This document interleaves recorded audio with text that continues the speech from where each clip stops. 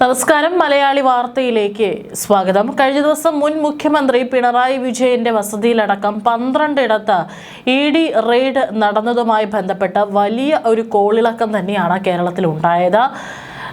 ഇപ്പോൾ 24 മണിക്കൂർ സംഭവം പിന്നിടുമ്പോഴും നിലവിൽ മുഖ്യമന്ത്രി വി.ഡി. സതീശൻ അതിനെക്കുറിച്ച് ഒന്നും സംസാരിച്ചിട്ടില്ല എന്നുള്ളതാണ്. അദ്ദേഹം സംസാരിക്കേണ്ടതുണ്ടോ എന്ന് ചോദിച്ചു കഴിഞ്ഞാൽ ഇത്രയും ഗുരുതരമായിട്ടുള്ള പല പ്രശ്നങ്ങൾ അവിടെ നടന്നു. ഇ ഡി വാഹനത്തിന് നേരെയും ഇ ഡി ഉദ്യോഗസ്ഥർക്ക് നേരെയും ഡ്രൈവർക്ക് നേരെയൊക്കെ തന്നെ അക്രമമുണ്ടായി. അപ്പോൾ അദ്ദേഹം മറുപടി പറയേണ്ടതാണ് എന്താണ് സംഭവിച്ചത്, അല്ലെങ്കിൽ അതിൽ സംസ്ഥാന സർക്കാരിന് ഇതിനെക്കുറിച്ച് അറിയാമായിരുന്നോ എന്നുള്ള ചോദ്യങ്ങൾ സ്വാഭാവികമായിട്ടും മാധ്യമങ്ങളുടെ ഭാഗത്ത് നിന്ന് വരും. മാത്രമല്ല പലരും ഇതിൽ UDF BJP ഡീൽ സംബന്ധിച്ചിട്ടുള്ള വിമർശനം ഉന്നയിക്കുന്നുണ്ട്. മാത്രമല്ല ഇത് നടക്കുന്നതിന് തലേ ദിവസമാണ് പ്രധാനമന്ത്രി നരേന്ദ്രമോദിയുമായിട്ടും മുഖ്യമന്ത്രി വി.ഡി. സതീശൻ ഒരു കൂടിക്കാഴ്ച നടത്തിയത്.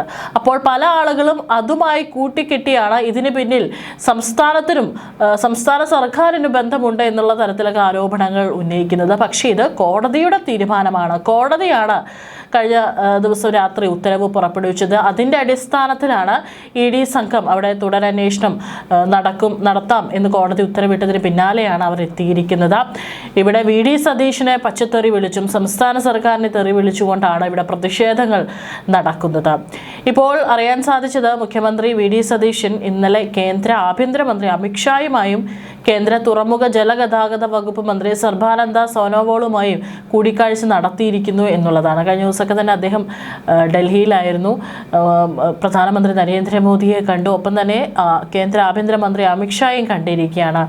തീർച്ചയായിട്ടും ഇപ്പോൾ കഴിഞ്ഞ ദിവസം നടന്നിരിക്കുന്ന സംഭവത്തിൽ കേന്ദ്ര ആഭ്യന്തര മന്ത്രാലയത്തിൻ്റെ കടുത്ത നടപടി ഉണ്ടാകുമെന്നുള്ള റിപ്പോർട്ടുകൾ പുറത്തു വന്നിരുന്നു. എന്താണ് സംഭവിച്ചുള്ളത് എന്നുള്ളതിനെക്കുറിച്ചുള്ള റിപ്പോർട്ട് കേന്ദ്ര ആഭ്യന്തരമന്ത്രിക്ക് നൽകാൻ ഉത്തരവിട്ടിരുന്നു. ഇനി വരും ദിവസങ്ങളിൽ ഏതെങ്കിലും തരത്തിലുള്ള കടുത്ത തീരുമാനത്തിലേക്ക് കേന്ദ്ര ആഭ്യന്തര മന്ത്രാലയം നീങ്ങുകയാണെങ്കിൽ ഇനി അതിനെയും വി.ഡി. സതീശൻ ആഭ്യന്തരമന്ത്രി അമിത്ഷായെ കണ്ടതുമായിട്ടും കൂടിക്കാഴ്ചയുമായിട്ടും കൂട്ടിക്കെട്ടി പലതരത്തിലുള്ള ആരോപണങ്ങൾ ഇവിടെ ഇനി വീണ്ടും ഉയർന്നു വരാനുള്ള സാധ്യത ഉണ്ട്.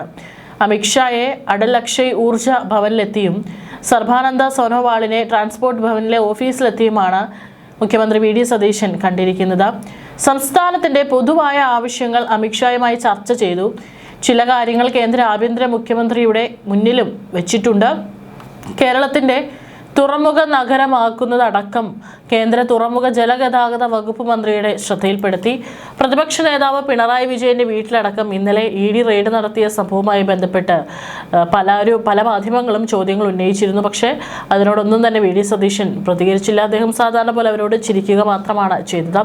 ഇന്നലെ ഉച്ചയ്ക്ക് ശേഷമാണ് കേന്ദ്രമന്ത്രിമാരെ കണ്ടത്. രാവിലെ ചില ഓൺലൈൻ യോഗങ്ങളിലും മുഖ്യമന്ത്രി പങ്കെടുത്തു. രാത്രിയോടെ കൊച്ചിയിലേക്ക് മടങ്ങി. കഴിഞ്ഞ ദിവസം പ്രധാനമന്ത്രി നരേന്ദ്രമോദി, കേന്ദ്ര ധനമന്ത്രി നിർമ്മല സീതാരാമൻ എന്നിവരെയും മുഖ്യമന്ത്രിയെ സന്ദർശിച്ചിരുന്നു.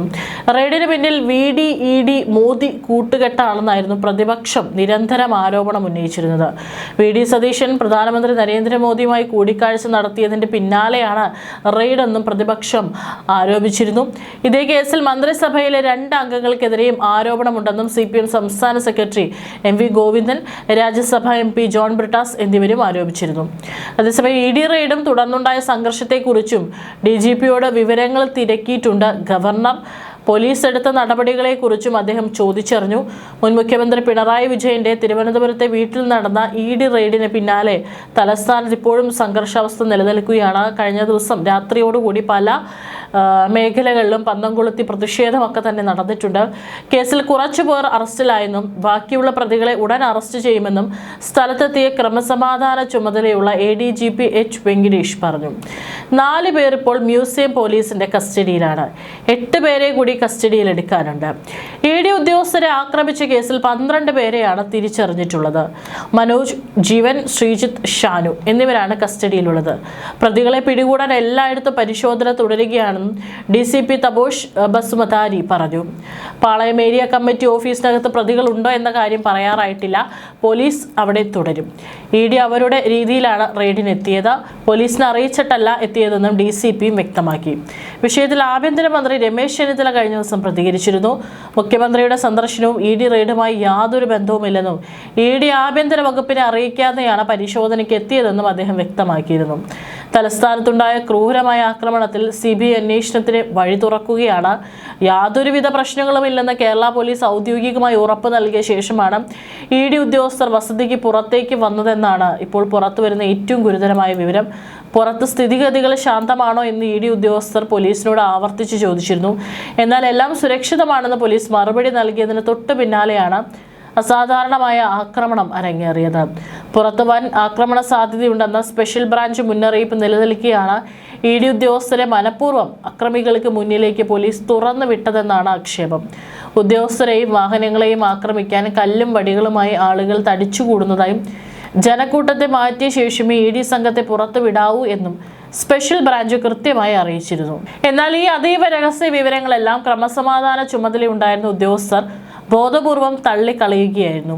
സുരക്ഷിതമായി ED ഉദ്യോഗസ്ഥർക്ക് ബേക്കർ ജംഗ്ഷനിലെ വീട്ടിൽ നിന്ന് പ്രധാന റോഡിലെത്താൻ കഴിയുമോ എന്ന് കൂടെയുണ്ടായിരുന്ന CRPF ഉദ്യോഗസ്ഥരായിരുന്നു പോലീസിനോട് ചോദിച്ചത്. തങ്ങൾ സുരക്ഷിതമായി എത്തിക്കാമെന്നായിരുന്നു അന്ന് ഡ്യൂട്ടിയിലുണ്ടായിരുന്ന ഉദ്യോഗസ്ഥരുടെ ഉറപ്പ്.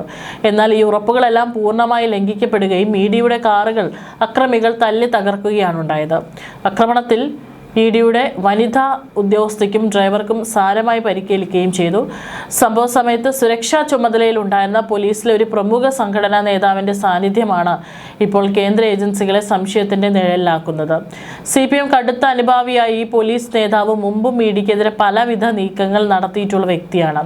സ്പെഷ്യൽ ബ്രാഞ്ച് റിപ്പോർട്ട് ഉണ്ടായിട്ടും ഇയാൾ സുരക്ഷാ ക്രമീകരണങ്ങൾ അട്ടിമറിക്കാൻ കൂട്ടുനിന്നതായാണ് കേന്ദ്ര ഇന്റലിജൻസിന്റെ പ്രാഥമിക കണ്ടെത്തൽ. ഇടത് സംഘടനാ നേതാവായ ഈ ഉദ്യോഗസ്ഥന്റെ പങ്ക് അതീവ ഗൗരവത്തോടെയാണ് കേന്ദ്ര അന്വേഷണ ഏജൻസി കാണുന്നത്. സംസ്ഥാന പോലീസിന്റെ ഉന്നത തലത്തിൽ തന്നെയുള്ള ഗൂഢാലോചനയുടെ ഭാഗമായാണ് ED സംഘം കെണിയിൽപ്പെട്ടതെന്ന നിഗമനത്തിലാണ് കേന്ദ്രം. അതുകൊണ്ട് തന്നെ കേസ് പ്രാദേശിക പോലീസിന്റെ പരിധിയിൽ ഒതുക്കാതെ CBIക്ക് തന്നെ കൈമാറണമെന്ന കടുത്ത നിലപാടിലാണ് കേന്ദ്ര ആഭ്യന്തര മന്ത്രാലയം. കേസിൽ സംസ്ഥാന പോലീസ് നടത്തുന്ന അന്വേഷണം വെറും നാടകമാണെന്നും യഥാർത്ഥ പ്രതികളെയും അവർക്ക് ഒത്താശ ചെയ്ത പോലീസുകാരെയും സംരക്ഷിക്കാനാണ് നീക്കമെന്നും ആക്ഷേപമുയർന്നു. ഈ സാഹചര്യത്തിൽ CBI വരുന്നത് അനിവാര്യമാണെന്നാണ് കേന്ദ്രം വിലയിരുത്തുന്നത്. പോലീസിലെ കരിങ്കാലികളെയും ആക്രമണത്തിന് ആഹ്വാനം ചെയ്ത രാഷ്ട്രീയ നേതാക്കളെയും ഒരുപോലെ നിയമത്തിന് മുന്നിൽ കൊണ്ടുവരാൻ കേന്ദ്ര ഏജൻസിയുടെ അന്വേഷണം ഉടൻ പ്രഖ്യാപിക്കാനുള്ള സാധ്യതയുമുണ്ട്. അതിൻ്റെ അടിസ്ഥാനത്തിലാണ് ഇപ്പോൾ കേന്ദ്ര ആഭ്യന്തരമന്ത്രി അമിത്ഷായും കഴിഞ്ഞ 24 മണിക്കൂറിൽ കേരളത്തിൽ ED ഉദ്യോഗസ്ഥർ എത്തിയപ്പോൾ എന്താണ് ഉണ്ടായിരിക്കുന്നത് എന്നുള്ളതിൻ്റെ മുഴുവൻ റിപ്പോർട്ടും തൻ്റെ മേശയിൽ എത്തിക്കാനായിട്ട് അദ്ദേഹം പറഞ്ഞിരിക്കുന്നത്.